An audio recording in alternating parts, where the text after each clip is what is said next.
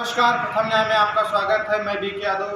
मैं इस वक्त मौजूद हूँ प्रयागराज जनपद के खड़िया तहसील क्षेत्र के अंतर्गत आने वाले ग्राम सभा सराय यूसुफ जो उतराव थाना क्षेत्र के अंतर्गत आता है। जैसा कि आपको बता दें, यहाँ एक मामला ऐसे प्रकाश में आया है कि जो पत्नी बेवफाई कर गई अपने पति के साथ और दूसरे के साथ रंगरलियाँ मना रहे, जैसा इनका कहना। आइए हम पूरी बात क्या है जानने की कोशिश करते हैं। जी, क्या नाम है आपका? जी, मोहम्मद इसरार खान। कहाँ के रहने वाले हैं आप? सराय यूसुफ। कौन सा थाना क्षेत्र है? उतराव। क्या है पूरा मामला आपका? ये आज 20 साल पहले जो है करेली में हमारी शादी हुई थी जी। और शादी होने के बाद जो है ये आई घर पे और उसी वक्त से चोरी करना शुरू की। जी, आपके ही घर में चोरी करना शुरू किया? हमारे ही घर में बराबर चोरी करती रही, जिससे बड़ी वाली पत्नी परेशान होकर उसे अलग रह गई। तो क्या आपके पास दो पत्नियां हैं? जी। अच्छा, तो ये कौन सी पत्नी? दूसरी वाली? ये हाँ, दूसरी वाली। चोरी दूसरी वाली पत्नी करती है? हाँ, करती थी। ये चोरी खुद करती थी, इल्जाम उसके ऊपर लगाती थी। पहली पत्नी के ऊपर? हाँ, बच्चों के ऊपर लगाती थी उसके। हाँ। और उसके बाद जब देखा कि ये कहीं मामले आगे ना बढ़ जाए तो उसने बड़े वाले हमारे बड़ी पत्नी के बड़े वाले लड़के के ऊपर अपने बलात्कार का इल्जाम लगाया। अच्छा, मतलब चोरी भी करती थी, अपने आप को बचाने के लिए आरोप भी लगाती थी? आरोप लगाती, जिससे हमने बड़े वाले लड़के को इतना मारा था कि वो उसी वक्त से बड़ी वाली पत्नी हमसे रिश्ता तोड़ के अलग रहने लगी है। 12 साल हो गए। अच्छा। और उसके बाद जब इसके साथ रहने लगे तो घर की ये मालकिन बन गई। और 10 साल से जब देखा कि मौका पा गई है तो उसके बाद जो है ये घर की मालिक बनते हुए सब चोरी ये करती रही। और 20 साल से हमारा कबाड़ का धंधा है और जो है अचल संपत्ति इसने अपने धोखे से लिखवा लिया, पूरी प्रॉपर्टी उसी के नाम पे। तो ये जो पहली पत्नी थी जो आपसे अलग हो गई थी, इस समय वो कहाँ रह रही है? वो अब उसी के घर के बगल में दूसरा मकान है उसमें। मतलब वो मकान आपका है किसी और का है? नहीं, हमारा ही मकान है, हमने दिया है, वो रहती है। तो अभी आपका उनसे कोई रिश्ता है? उनसे कोई रिश्ता नहीं है, इंसानियत का रिश्ता है बस। अच्छा, इंसानियत का रिश्ता है। अच्छा, तो अभी दूसरी पत्नी आपके साथ में है? अब दूसरी पत्नी हमारे साथ में रहती थी। उसने कहा कि कहीं बड़े वाले लड़के और बड़े वाली पत्नी के और उसके लड़के परेशान न करें, जिसकी वजह से वो हमको बार प्रेस किया। हमने पूरी अचल संपत्ति उसी के नाम पे लिख दी। और दूसरी पत्नी के नाम है, पहली पत्नी के नाम? दूसरी पत्नी जी। देखिए, अचल संपत्ति उसी के नाम पे हमने लिख दिया। उसके बाद वो चोरी करने लगी। यहाँ तक कि नतीजा ये निकला कि 10 साल से किराने की दुकान चलाती थी, एक पैसा नहीं मिला। और हमारा कबाड़ का धंधा, डेली की आमदनी 10-15 हज़ार रुपये की है। और उस पैसे को मैं ला के उस घर की मालकिन थी उसी को देता था और जो जरूरत पड़ती थी ले लेता था। और उसके बाद सब पैसा गायब कर देती थी। तो जब आपकी दोनों पत्नियां थी एक साथ में, तभी वही महिला चोरी करती थी, दूसरी वाली पत्नी, और जब अलग हो गई तभी वो चोरी करती थी? तभी वो चोरी करती थी। लेकिन आज वो इतना पैसा चुरा के लेते यही है कि वहाँ से आधी साल बिल्डिंग बना ली और अपने बहन भाई से 10-15 लाख रुपये लगा के शादी की। आप यहाँ से पैसा चुरा के वो मायके में देती थी? हाँ, सब मायके में बहन भाई को देती। आखिर में हमने देखा कि दूसरे लड़के के साथ ये महीनों हम देखते रहे कि पूरा काम कर रही है। जब हमने इससे पूछा कि ये क्या कर रही है, आज तुमने कुछ नहीं देखा। तो हमने कहा ये जो हम आज से देख रहे हैं ये गलत है। कहा तुम्हारे पास कोई सबूत नहीं, हमारा कुछ नहीं कर सकते क्योंकि हमको मोबाइल भी चलाना नहीं है। अच्छा। हाँ। तो जैसे कि आपकी पत्नी जब चोरी करती थी और आपको कैसे शक हुआ ये चीज़, या कैसे जानकारी हुई कि वही कर रही है?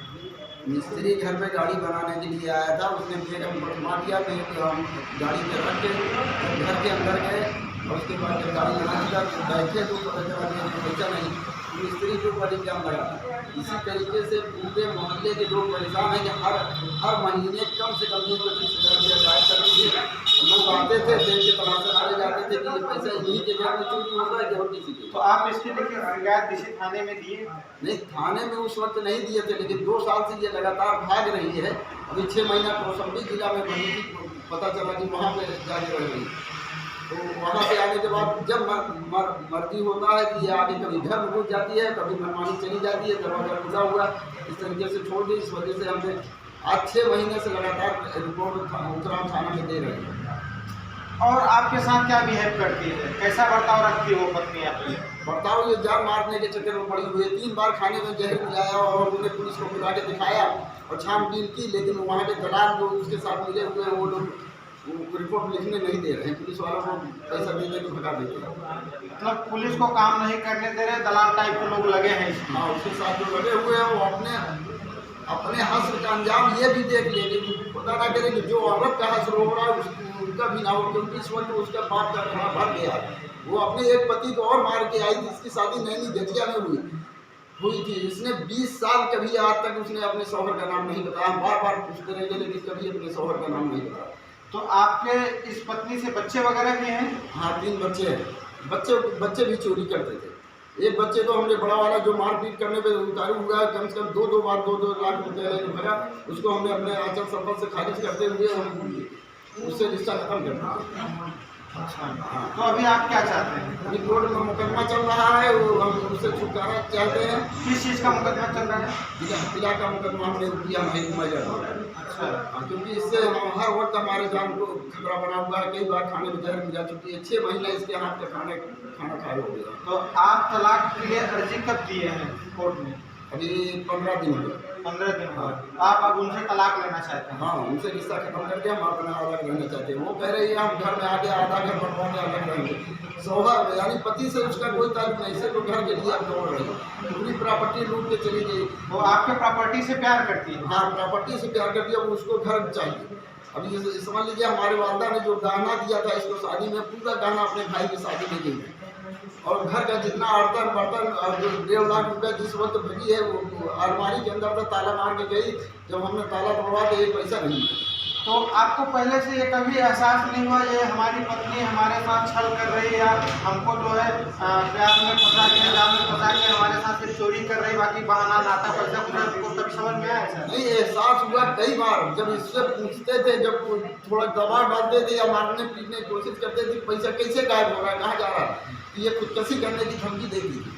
आत्महत्या कमरा बंद करके अंदर हो जाती थी, कहती थी हम कैसे कर लेंगे, हमारे ऊपर इल्जाम लगा रहे। चोरी खुद करती थी, इल्जाम दूसरों के ऊपर लगा देती थी। अब ये समझ लो कोई आ जाता था घर में, उसके ऊपर चोरी की इल्जाम। मिस्त्री आया गाड़ी बनाने के लिए, उसके ऊपर इल्जाम।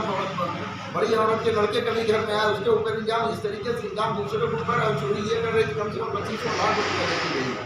हमने बैंक से स्टेटमेंट निकलवाया, 22 साल का पैसा 85 लाख रुपया खाते पे आया है, लेकिन 1 रुपया हमारे पास नहीं है।